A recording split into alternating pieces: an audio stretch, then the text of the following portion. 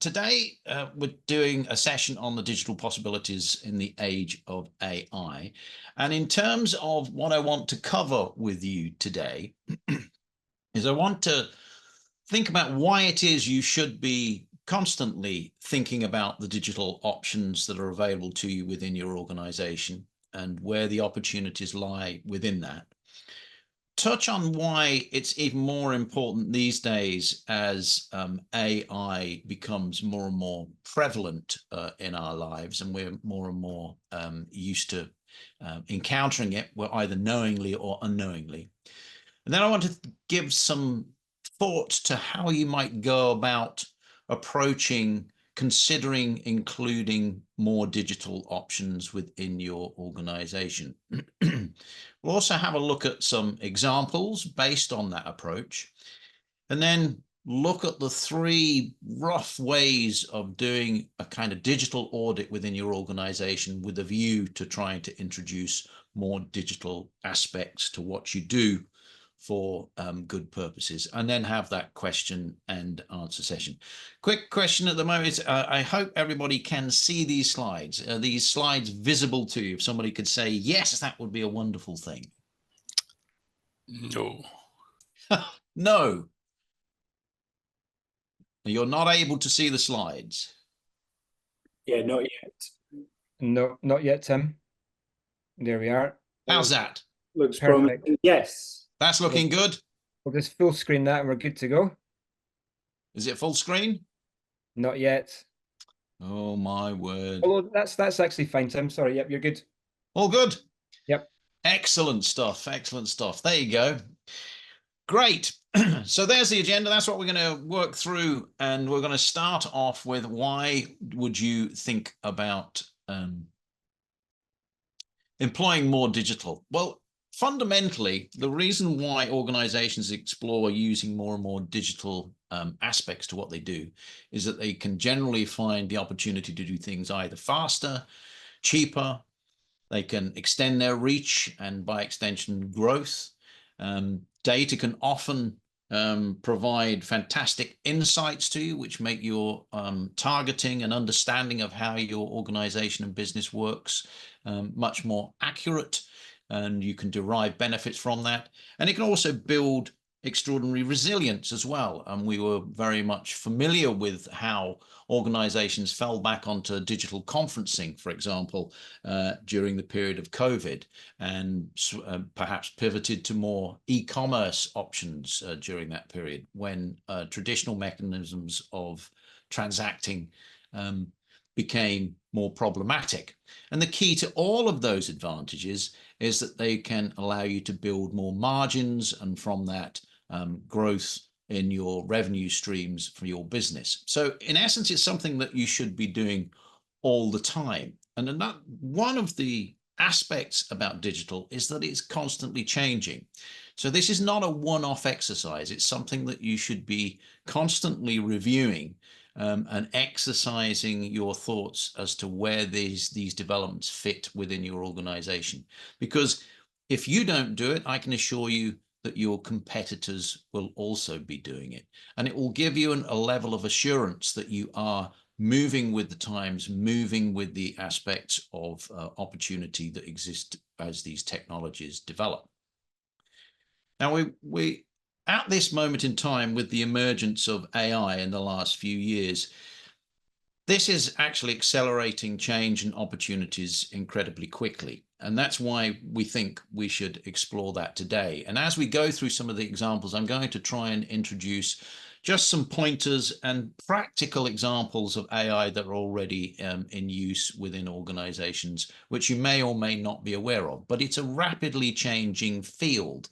And so I thought, just to, as we wanted to explore the idea of the use of AI in this space, I ought to use AI to justify why we are, in fact, exploring it in the context of AI. And there we have it. So I asked ChatGPT, and I said, is AI changing the digital options for small businesses? And you'll be pleased to know that AI agrees with me that it is. And as you can see, what it suggested to me is that It's significantly changing digital options for small businesses, particularly with new tools and platforms. And it points out just a few of the obvious areas where AI is penetrating digital transformations for organizations. Now, many of you will have encountered AI. Many of you may not be aware that you've encountered AI in your business dealings. But just to illustrate some of the emerging capacities and how this is rapidly changing, I'm just going to point to one example which I find rather compelling. And if you've not actually had a look at this example, I suggest it's one worth visiting. This is the well-known Tokyo Walk, which if you Google it, Professor Google will assist you in locating it, was a generative AI video production which was produced using the OpenAI Sora tool, which utilizes simply textual-based instructions to produce video. And it was a 30-second clip of which you have a screen capture there. And you can also see the textual instructions that were given to create this particular piece of content. It's a pretty compelling example of the capacity of AI to the general public, you and I. You don't need to have access to sophisticated AI tools to already start producing very, very rich and sophisticated content. And the pace of change in this area is very, very rapid. And what we see now as being remarkable will be very much workaday in a few years' time. So the importance of engaging with how AI is transforming the opportunities for your business is very, very central to business thinking at the moment. And so the more that you can integrate a consistent review of digital possibilities for your business, the better. So how would you think about approaching a structured way of considering using digital tools within your organization? Well, I would suggest that undertaking a digital audit is a sensible approach. And it's a sensible approach for a number of reasons. It's process oriented, and by having a process, it does rather compel you to actually undertake it. And it brings some rigor to what you're doing. So it's not a scattergun approach. It's not just sticking a damp finger in the air. It brings some rigor to the approach that you're applying to analyzing where these opportunities lie. And it also, by virtue of being this type of step-by-step process, can make what may appear on the face of it a highly complex process much, much more manageable. Now, one of those frameworks for an audit is to think about segmenting your organization. That is to consider it from its component parts, its component activities, which all individually contribute to the greater business whole. Now, there are lots of ways of doing that. And one of the most common tools for thinking about how a business is made up of a series of functioning components, which can either be groups of people or can be one person performing all of these activities themselves. So it scales from sole traders and one-man bands through to multinational organizations. These are the activities that a business undertakes, and Porter's value chain is one way of thinking about the various component parts. And Porter's value chain was, of course, determined or is used in such a way to determine how you create margin within your business. So as we alluded to earlier on, the whole point of thinking about digital opportunities within your business is to create that margin, to make your organization grow, to make it more profitable and make it more successful. So you can take those elements as Porter defined them, and you can just break them down into a list of separate operational components within your organization. And as I say, these are activities that you can either undertake collectively or as a series of teams, or indeed as an individual. But if you can see, it is broken down here into 9 separate component parts.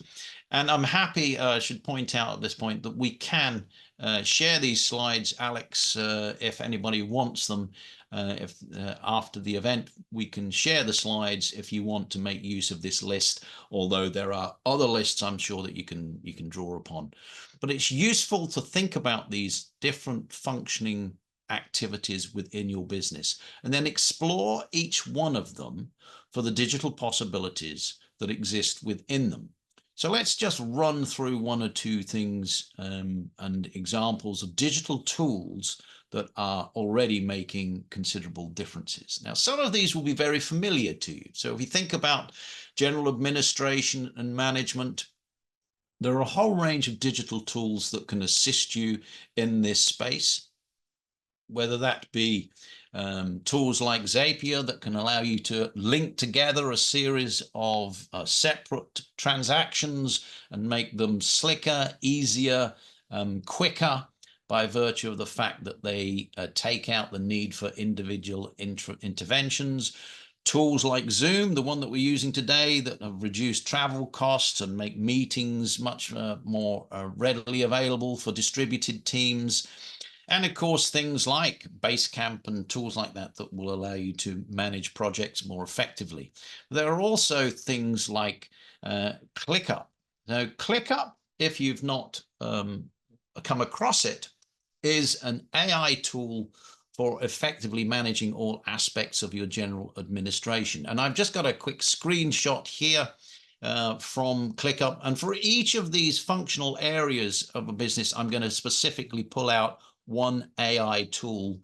And of course, there are many AI tools, but I just pick out one for illustrative purposes to illustrate that every single aspect of your business life now has some AI tool available to you that can potentially assist within it. But we'll illustrate it with just one at each step. So ClickUp, if you've not come across it, as I say, is a business administration support tool, and it is integrating AI into it. And interestingly enough, from the screenshot here, you can see that it includes things like AI assisting you in terms of listing which tasks that you should be working on and which order, and prioritizing them using AI to look at completion dates required and these types of considerations. So a very, very powerful tool that integrates and uses AI to make all of those administrative activities much more easily bearable. Similarly, so if you stepped into the human resources space, again, lots and lots of digital tools that can allow you to make those activities quicker, easier, and more resilient. So again, if we just look at some of the ones that are listed here, if it's for staff training, Udemy and these types of tools can be incredibly effective. Training resources that organizations can call upon, same with Coursera. But in terms of AI, Workday. So Workday is an HR AI-driven tool which offers all of the usual HR services. But what it particularly does is uses AI to analyze the skills and competency mix in your organization and marry that to the aspirations of the organization. So that can then point up training needs and also personal development needs, and also a career management for your team. Now, these are activities that once upon a time would have been undertaken by third parties and consultants. So I know, as a former executive search consultant, these were services that were sold at high value to clients in terms of coming in, auditing the skills within your organization and matching that to your strategic aims and objectives, and in identifying gaps, which we could then obviously close for you by sourcing a new executive for your organization.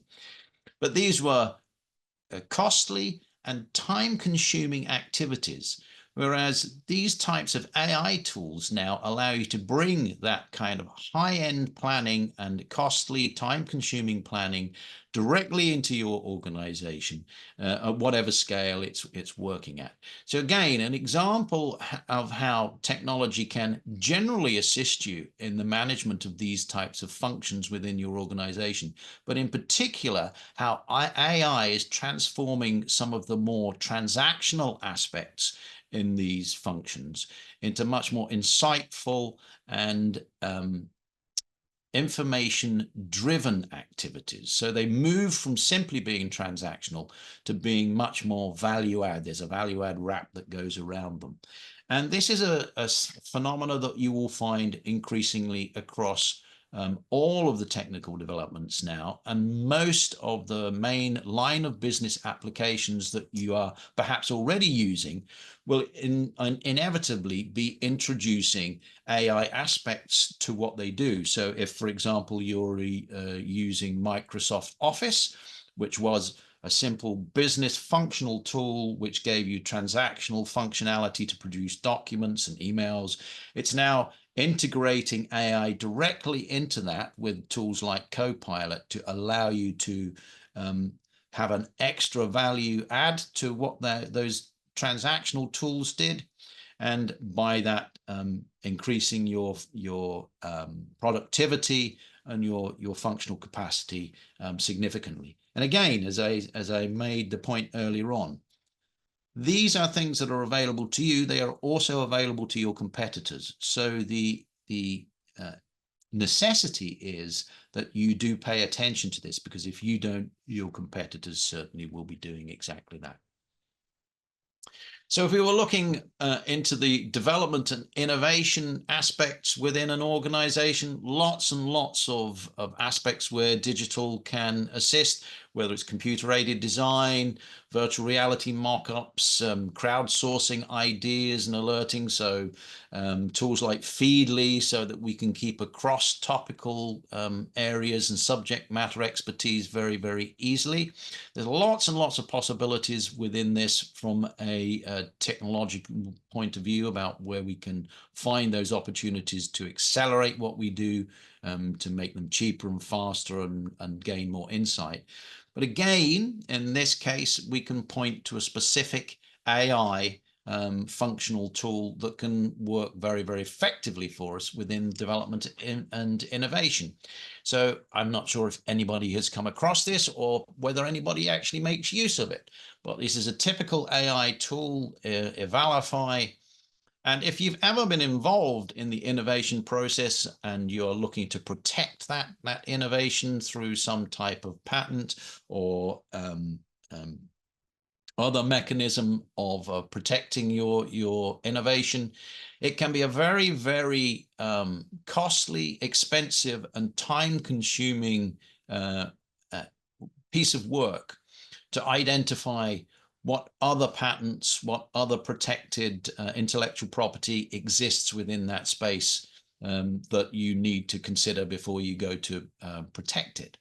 And so tools like Evalify can take an exercise which would be costly and time consuming and bring it directly to you in a timely way. So in this case, it claims, and I am making no pitches for any of these tools, I'm merely bringing them to your attention. We have no arrangement with them, and there is no advantage for us financially by putting them in front of you. So I'm not in any way saying this is necessarily the best AI powered evaluation tool. I'm saying it is one of them, but it claims that it can take a pitch deck for your new gizmo, your new service, your new innovation, and quickly check it for competing patents and intellectual property. But again, if you've ever entered into this area, you'll know how problematic and challenging this can be. So the ability to be able to do it in a very, very quick and easy self-service manner is an extraordinary and very recent innovation. Looking at the procurement space, again, lots and lots of things that can help us in the procurement space. and that might just be sourcing from different areas, finding suppliers and brokerage. It might be analytics and provenance and tracking that provenance of your raw materials. But again, relying on this idea that we're interested in how AI is disrupting the space for technological and digital developments, I give you LlamaSoft. So again, an AI tool that is specifically designed to assist you in optimizing supply chain operations. Now, you may suggest that sophisticated supply chain management is something that is perhaps more relevant to larger organizations, but most organizations do actually draw upon supply chains of raw resources of one sort or another, and it can be fantastically time-consuming and problematic, particularly as geopolitical matters can disrupt these supply chains quite significantly. So having a better oversight and a better management of those processes is useful.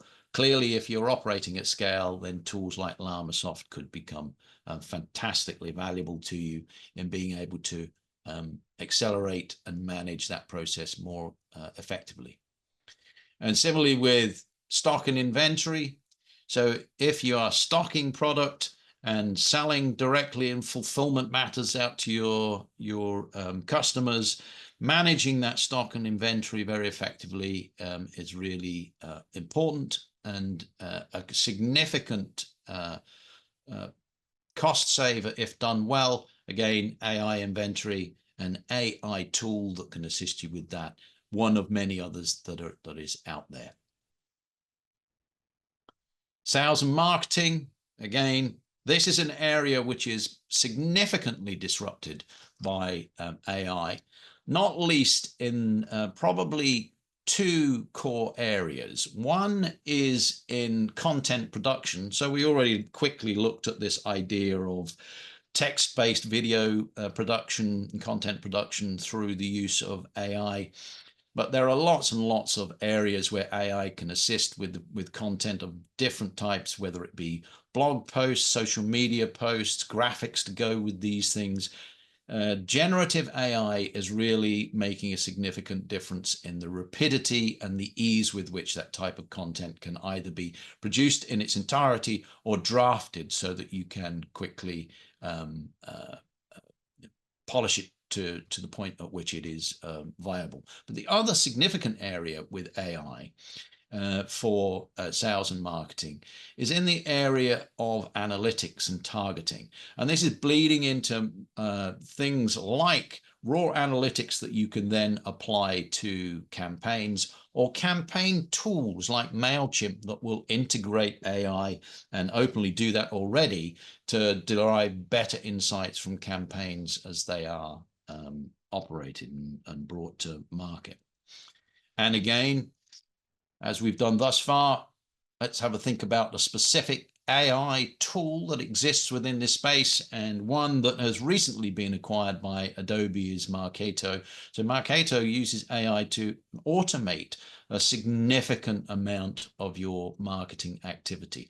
Now, I'm not suggesting that all of these tools will be of use or specific interest to you. It depends on your circumstances, or indeed the size and type of organization that you work for.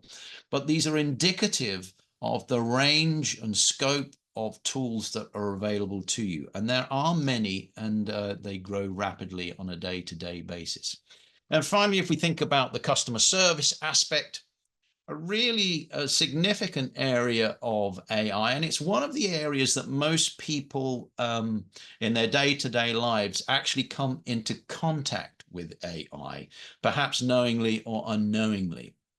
And one of the areas where AI is making significant impact in the customer service space is in the use of bots of one sort or another, so that the actual customer-facing aspect of the initial triage of managing customer relations is handled through a digital bot of one sort or another that either exists on a website or indeed through telephone systems and similar. And one, again, these are all a range of specific digital tools that we can use for different functional aspects in managing our customer services. But let's point to a particular AI tool that is working in that space. And oh, I think I've jumped out of my slideshow there. There we go. Is the AI first customer service platform Intercom, which is a very sophisticated AI set of a suite of tools that allows you to manage multiple ways of interacting with your customer and uses large language models to be able to understand common queries and respond to many initial queries, and in many cases answer those queries or triage them to the extent that they can then be directed to the relevant point of contact within the company. So again, lots and lots of possibilities within this space. Outbound and fulfillment, same thing. Digital is making enormous inroads in this space, from drop shipping to QR code tracking, mapping and navigation for fulfillment services. And again, you know, inventory management with Inventory 365, again, AI-powered inventory management, which means that you can run leaner and ensure that your inventory is run to its most cost-effective base. So lots and lots of tools that are available to you. Now, if you're wondering if there's an AI tool that is maybe addresses a particular challenge or problem that you're facing within your organization, then can I recommend this particular site to you? It's either shortened to Taft, or there's an AI for that. So on this site, they are effectively a consolidation tool that searches for new AI tools as they become available, and it allows you to search either through free text or through specific categorizations for business function. So if you're looking for an AI tool to undertake a particular task for you, there may already be one there, and this is actually a pretty good place to go and find them. So thinking about this approach to running an audit, a digital audit of one sort or another, and how one might go about trying to explore where the digital opportunities are within your organization, and in the context of today, specifically, whether there are AI-based opportunities within that, within your organization, to either bring that speed, that resilience, that cost saving to your line of work. I would suggest there's probably three approaches that you can take. The quick and dirty approach, which is really where you're focusing on pain points. There's also a reinvention option, where you're considering a total revamp of your business process. There is a problem with digitization in business, where there is a tendency to take what is an analog process and simply replicate that in a digital world. Now, that may in and of itself bring some advantages, but it may also miss some of the key opportunities, where you can pivot to a completely new way of doing things, which has been enabled and is now possible because of the digital and AI-driven tools that are available to you, whereas perhaps they weren't when you originally thought about founding your organization, your business. And so for the reinvention option, I'm going to suggest we look at a tool or an approach called the Future Backwards. And then there is, for those that like a really rigorous approach to exploring the possibilities, we can look at the SWOT Towers approach. So I'm going to quickly run through those three approaches at a very high level, but I'm sure you'll understand the gist of it sufficiently to either go away and do it, or you can revisit these slides or revisit these pointers to develop a more sophisticated approach that suits you if you so wish. So let's have a think about the quick and dirty approach. So the quick and dirty approach, as I say, is thinking about your organization from the point of view of where are its pain points. So what are the things that make your business run not as well as it could do, or are the things that seem to be problematic for you in running your business. So workshop the top five pain points, blockages, irritations, inefficiencies, okay, for your business. Now you can do this in the bath, or you can actually do it and whiteboard it with a team. It's entirely up to you and what is the best context for you, but prioritize them by either pain or, better still, the cost it incurs to your business. And typically cost means time or resource in one way or another that is being used unnecessarily to address this pain point. So it might be customers that are lost, it might be products that are spoiled, it might be the time that's taken to actually address this pain point. Once you've identified what the pain points are, you can explore digital solutions for that. And that might be looking at exemplars that exist, or it might be as simple as looking for a specific tool that addresses that particular point of irritant. So you could, for example, look for an AI for that. So that site that I pointed you towards. So if your problem is one around inventory management, then certainly that would be a starting point. But there's also opportunity to explore exemplars that exist within the business community for inventory management, if that is the pain point that you need to deal with. Once you have identified opportunities, explore whether it will resolve it effectively for you in terms of the cost of implementing that solution. That might be the cost of procuring software. It might be fees associated with that. It might be the time and cost involved with training and the process of change management that goes with that. So you have to balance all of these things. And I would suggest that from your top 5 pain points, you probably might identify 1 or 2 that in the short term have sufficient wins that may emerge from it in terms of the speed, the resilience, the cost savings involved to make it worthwhile to switch to it. That is clearly a very, very straightforward and simple approach to identifying digital opportunities.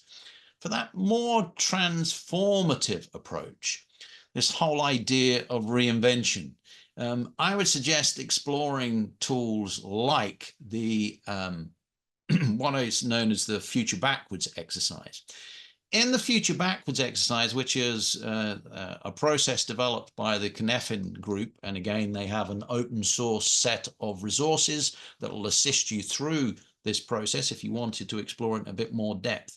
But in essence, you're imagining, which in some cases will be driven by pain points, but you're looking for a kind of utopian model which your business should look like.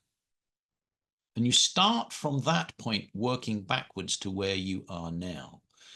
And that process can be made easier by not being bound in by constraints that you experience if you work the other way. So if you work from where you are now towards your utopian state, you will necessarily bind yourself into challenges that you are identifying based on your current state of knowledge. If you work the other way, your opportunity of finding a path through to your current state, particularly if you can find novel digital IA-based solutions to challenges as you work backwards, can be a very, very innovative and effective way of navigating a path through your own mental constraints that would otherwise prevent you from mapping a path if you went from your current state forwards. So working backwards actually is an extraordinarily effective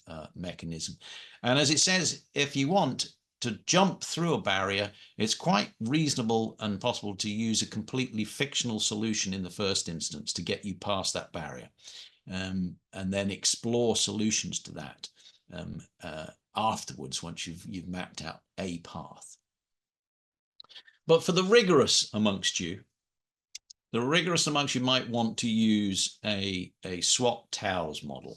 So I'm sure many of you are familiar with the SWOT matrix, the strengths, weaknesses, opportunities, and threats. It's a terrifically simple, deceptively simple process, but it's also one that is tremendously powerful, particularly if you extend it into the TOWS model. So let's quickly run through that.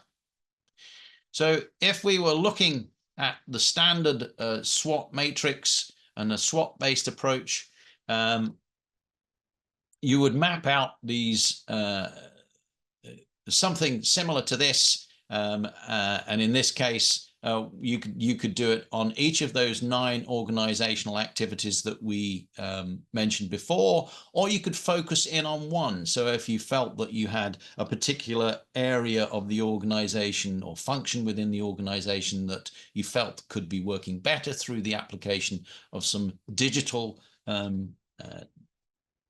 innovation, then you could focus in on that. But you could, if you wanted to be particularly rigorous, work your way through each of those 9 organizational functions that we listed earlier. So, for example, you could go through your operationals aspect and work through your strengths, weaknesses, opportunities, and threats.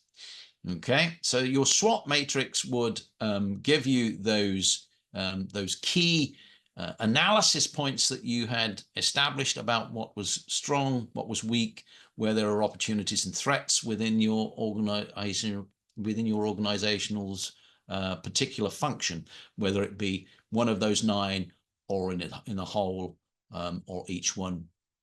Moving towards a TOWS analysis. So in this case, what you take is your SWOT analysis, and the opportunities and threats are considered as external factors, and strengths and weaknesses are internal factors. So if you listed your 5 opportunities, 5 threats, 5 strengths, and 5 weaknesses, and then overlaid them onto this TOWS framework, you end up with trying to establish how you can make the most of your strengths, circumvent those weaknesses, capitalize on external opportunities, and how to best manage a threat. So what does that look like? So each of these, you're basically balancing your opportunities against your strengths. So strategies that will use strengths to maximize your opportunities. And each of these quadrants essentially is where those 2 elements come together.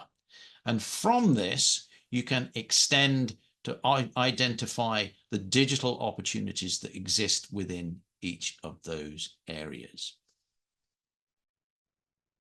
So thinking about what we've covered off, so we've established that digital can provide opportunities to do things faster, cheaper, build more resilience, give us greater insight, or allow us to expand further. We've established that AI is increasing the pace of change and the pace of opportunities emerging within that space. And so it is all the more pressing and important that you undertake some of this type of audit work now and continue to do that progressively, cyclically, on a regular basis over time to make sure that you keep up with that pace of change. And we've identified that there are probably 3 mechanisms of audit that you can go through, which is a very quick one, a much more transformative one with our future backwards, or a very rigorous and strategic approach which uses the SWOT TOWS matrix. And the purpose of doing this is to make your organization better and build margin. Always focus on margin. Don't adopt digital just for the sake of adopting digital. Always identify the margin and advantage that's going to go with it. If I were to draw a comparison, I'm old enough to remember the introduction of the World Wide Web, where everybody seemed to want a website. But when you were asking them why they wanted a website, many of them couldn't actually tell you, but they were still going through the cost and investment of time and resources in producing one without identifying where the win was for the organization. For them, it was essentially, if you will, going with the fashion of the time. Now, AI is very, very compelling.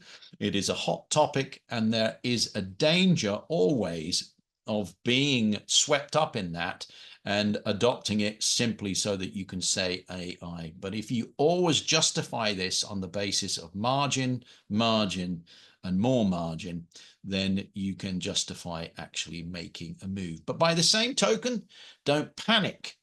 This is a fast-moving field. There are lots and lots of opportunities, but I would suggest taking a structured, managed, and thoughtful approach is a much, much better approach than a panicked harem-scarum approach where you are jumping in before you've undertaken the necessary due diligence that you should do in order to make sure that the changes that you are adopting are the right ones and justifiable for your organization. So I've seen there's been quite a bit of stuff going into the chat space there. So I'm imagining that is a series of questions. So I'm going to stop sharing this screen and move into seeing what the chat says and other questions. Right. Oh, somebody's had to go. So any questions on what I've shared with you this afternoon? Any discussion, any pushback or challenges to what I've suggested? And they're coming in thick and fast. I see Carsten is connecting to audio. And Carrie, are you waving at me or are you drowning? I was just going to say something. I was looking at like even the SWOT analysis and things like that to me is something I should do, but I find it completely overwhelming. So because I don't feel like I understand it enough. So how would I approach that with AI? But then how, I suppose the thing is, without knowing how to do it or having done it, do I just keep asking AI, am I right? And ask it for advice, like use it as somebody to talk to type thing? I think the point of the SWOT analysis is you can do that yourself. You don't need AI to assist you with a SWOT analysis. Okay. So you can follow through a SWOT analysis just by yourself. So if you're thinking about it just from yourself, from your own point of view, or with a team, you can actually do this over a coffee and you can sit there and work through what are the strengths, what are the weaknesses, what are the opportunities, and what are the threats to the organization. So what are we good at? What are we not good at? What are the opportunities available to us that we're perhaps not stepping into? And what are the threats to our organization? What is the threat to my company? So you can do that at a very, very simple and high level. Then if you do the TOWS analysis, you're then bringing those things together to find opportunities for yourself where you build on your strengths, you reduce the impacts of your weaknesses, and you can find ways of exploiting the opportunities to you based on your strengths. At that point, you can think about whether there are digital tools and digital approaches, be they AI or not, that would assist you in closing some of those things out. So you can make it as rigorous or as simple as you wish, but it's a really, really useful tool to do a SWOT analysis, and that will give you pointers as to where you can find digital opportunities to assist you. So it might be that a particular strength for you is that you have a very, very strong customer relationship, and that's you retain your customers well, and you may therefore have an opportunity to resell to them with other products and other services. So it may be that a digital tool that allows you to do that would be some kind of mechanism of moving your customers into a relationship with an associated organization that can offer those customers, or it might be that you have better sourcing of products and services through product consolidation tools like AliExpress and these types of things, so that you can then cross-sell and upsell and generate more revenue from each of your individual customers, and they become a more valuable asset to you.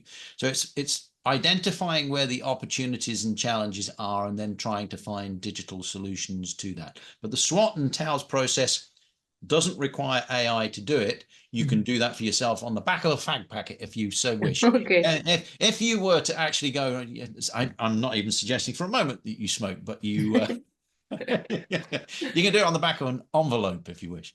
That would be good. Thank you. Not at all.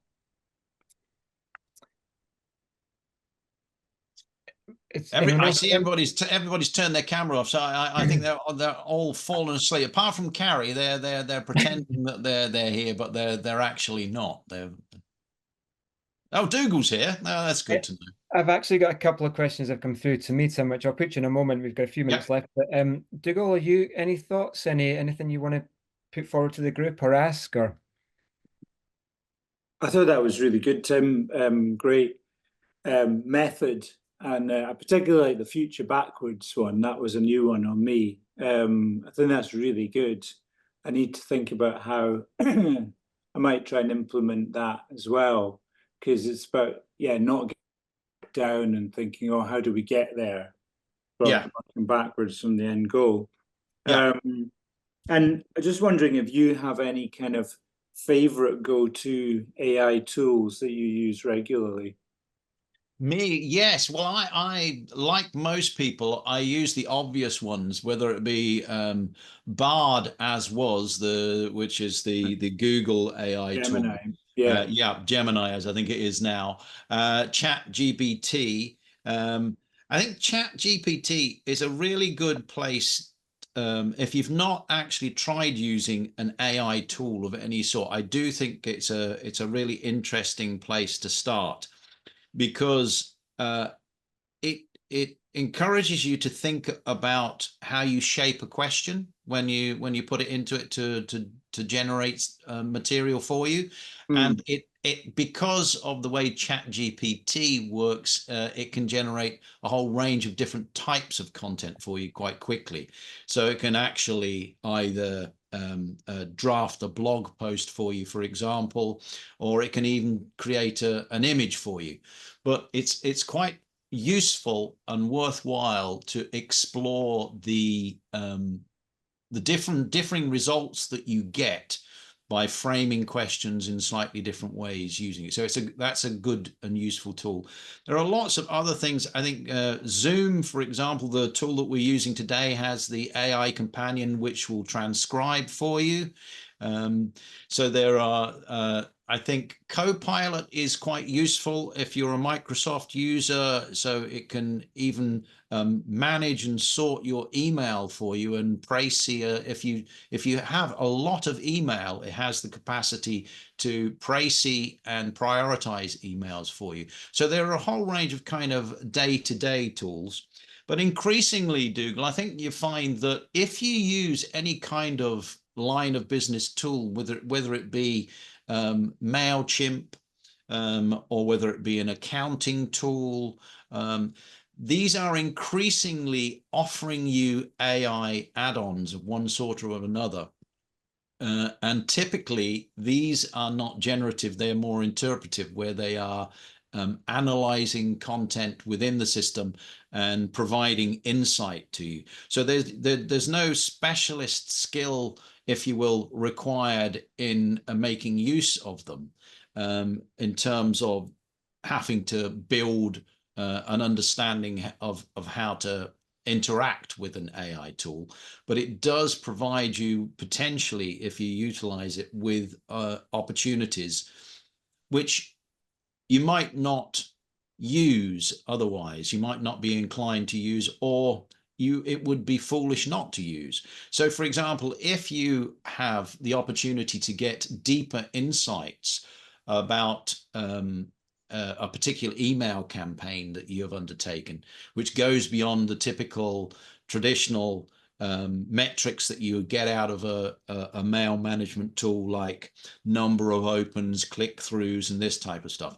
If the AI tool gives you deeper insight, perhaps in terms of demographics of the actual newsletter openers, then you'd be foolish not to actually make use of that, because that insight could be tremendously valuable to you. And if it's being provided through the tool as a value add service wrap, then you'd be foolish not to explore the possibilities that it offers. But I think most people, and I am no exception, tend to use the standard obvious AI tools that are big time savers for me, and that would be things like ChatGPT. And I'm constantly coming up with all sorts of interesting ways that it can help. It's really like almost like having a PA,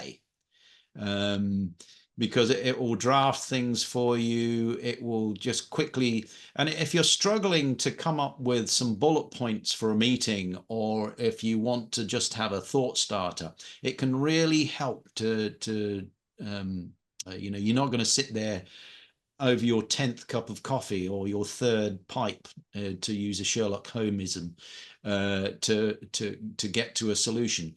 They are real time savers. But I think what I tried to point out this afternoon is that there are an enormous range of ways in which AI is becoming the real secret source of making better use of digital tools. And they go from the simple, almost mundane things, if you will, like ChatGPT, through to very sophisticated digital insights, inventory management. So there's a real range of ways that it's making a difference. And what about yourself? I mean, where do you make use of AI on a day-to-day basis, Dougal?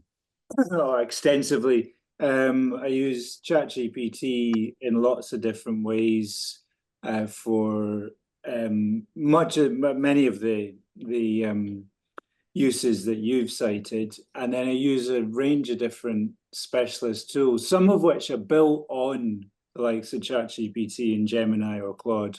There's one that I've been playing with called Taplio, which is for generating LinkedIn posts for brands or businesses, which is quite useful. Again, sort of to prompt you for inspiration. I end up rewriting some, a lot of stuff, but it's good to get over that blank canvas inertia. And some of the stuff it comes up with, I feed lots of information into AI tools. So I write really detailed prompts for the chat bots and give them a lot of context, and I get good results out of it. But I'm also quite intrigued by the fact that Google's integrated Gemini into search now. And so that's right. Doing some research for an article I was writing recently, and when I was searching for some source material for precise figures that I wanted to quote, it was coming up with things that, I won't take on face value from an AI result, but it gave me all the source material. So I could then go and verify that. So actually, as a fact-checking tool, I think it can be very useful. It's a useful thing. I think what is sometimes, I was speaking to an author the other day who had written a book that they wanted illustrated, but they are finding it problematic to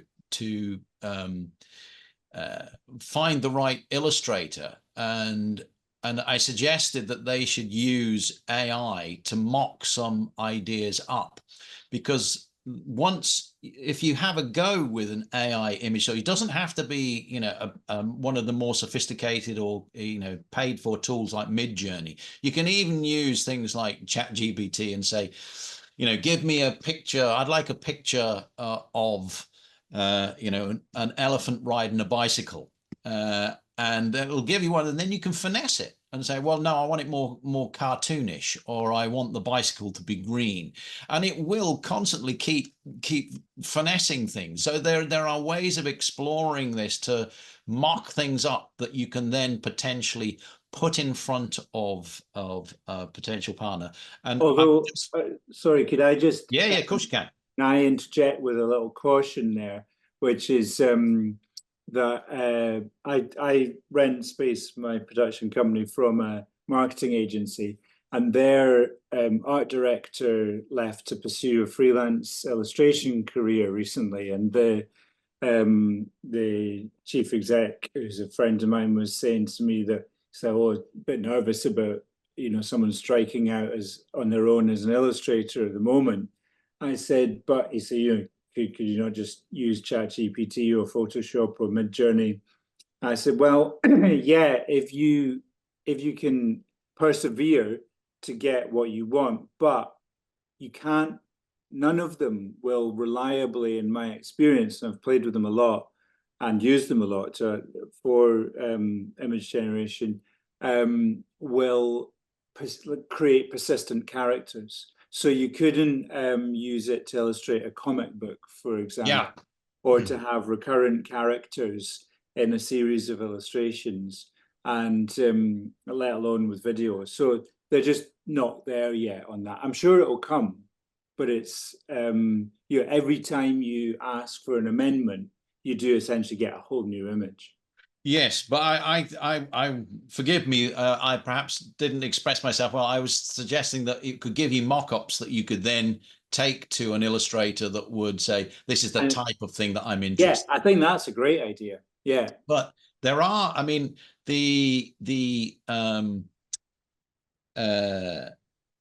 there are examples of comic book strips that have been produced by AI now, and that they have got persistent characterization in different circumstances, frame to frame, but it's rather more at the high end of the AI tools than the everyday stuff. I was just going to make reference to the fact that we did a workshop with Jason Lust, the film producer, some months ago, and Jason was making the point that of two different pitch decks that he produced, one of which was produced in a very traditional way, extremely high cost for a very, very particular high-end production that he was pitching. And then he said, and Jason is very cautious about the use of AI and concerned about the use of AI. Nevertheless, he also pointed out that he had created a pitch deck, which he shared with us, which used AI and came in a fraction of the cost. And he was comfortable with using it because it was a different type of pitch that he was doing. It was a less high value pitch that he was doing, and he needed, in order to actually make these, I'm putting words in his mouth here, but it's a balance to be struck about where there is it made the project more viable for him. Had he had to mock up a series of pitch decks at the cost for the high-end project that you're talking, it would have made the low-end project a non-economic one, if that makes sense. And I think we can think about that in the context of what we're talking about today, because if generative AI reduces the cost for you in delivering whatever product or service it is, your margins increase. So there are, and it can also, by virtue of that, also make projects viable and cost effective in a way that they perhaps wouldn't have been if you delivered them in a traditional model without the use of those tools. So that it's always, in my mind, it's always about margin. Where, does it help you with the margin? And that might just be saving time, or it might actually just be reducing cost. So that is always the kind of metric in a business context that will make it worthwhile or not, in my view. Tim, I have one question that's come in to me. If everyone's okay to stay on, I know we've gone slightly over, but we'll try and get through it. It's how can small businesses ensure that customer data used in AI processes is secure and compliant with regulations? Probably a workshop in its own right, but I'll put that to you quickly if we can get a fairly quick reply. Well, I mean, if you are doing this, if you are utilizing your customers' data through your own AI interactions, so punching it into ChatGPT or whatever, I would say that's a pretty risky thing to do, and I would be extremely cautious about it. If you're using a third-party application that is offering an AI twist on content, your data that sits within that, so whether that's customer data in an e-commerce platform that is offering you an AI tool to interpret that data, the onus is on that third party to make sure that what they're doing is legitimate and correct. And I would certainly make sure that I was trawling through their terms of service and making sure that they were, to the best of the ability that I could satisfy myself, that they were compliant with all the necessary regulations.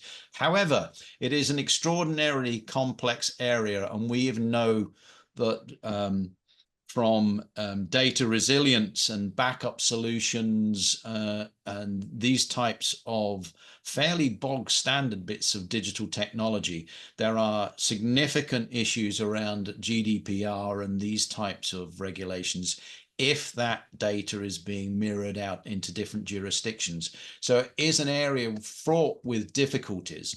As I say, if I were taking it upon myself to use customer data with an AI tool that I'm generating the interaction with, I would be very, very cautious. If I'm using a third-party tool that's offering an AI service on the data that's held within that third-party tool, then the onus is essentially on them. But do your due diligence.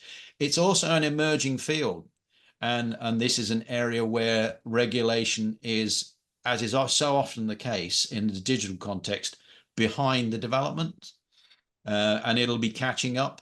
So there will also undoubtedly be an element of the retrospective about this as laws change and emerge. So by way of example, GDPR came in, late in the day, and has affected a significant number of digital offerings, to the extent that there are websites and platforms in the USA that simply won't be available to you if you're in the EU. They won't allow you to access them because they don't want to be in breach of the regulations. So yeah, it's a bit of a minefield. And one final, Tim, if you don't mind. Yeah. Apologies, everyone. I think it's a nice way to wrap it up. Someone's asked, what trends in AI should small businesses keep an eye on in the next few years? Next few years is going ahead quite a long way. I think I think the two areas that I think are going to be particularly relevant, particularly to small businesses, are the time savings aspect from simple things like note taking and précis and potentially quick content production. And the other side of it, I think, is analytics. I think analytics is going to be the thing that really makes a big difference. Your ability to interpret and interrogate information, particularly customer insights and market insights, so that you can do a much more effective and targeted, either targeting for new customers or understanding about your existing customers and effectively driving more value from them for the business. So that they would be the two areas for me: insight and time saving. Amazing. Thanks so much. And thanks everyone for joining us. We really appreciate you giving us your time and attention. And sorry, we've gone slightly over, but fantastic session, Tim. Thank you so much. And I've popped some links in the chat. We've a really extensive content suite from not just our conference, but many, many workshops like this. I'd urge you all to check that out on our YouTube channel. Also, I wanted to say that we also run a specialist advice service, which I've put some information in there too. I'd urge anyone in Highland Council area to get in touch with us because our project ends on January 31st next year. So please do get in touch with us if you want to access that kind of support. And finally, I've put a little feedback form in. We'd be incredibly grateful if everyone would take a few minutes just to answer that. We'd really appreciate it. Helps us improve our service, helps us know what we're doing right, what we could do better. So that would be great if you could do that. And yeah, finally, just thank you again, Tim, and thanks everyone for joining us. Thanks, everybody. Appreciate it. Thank you. See you again.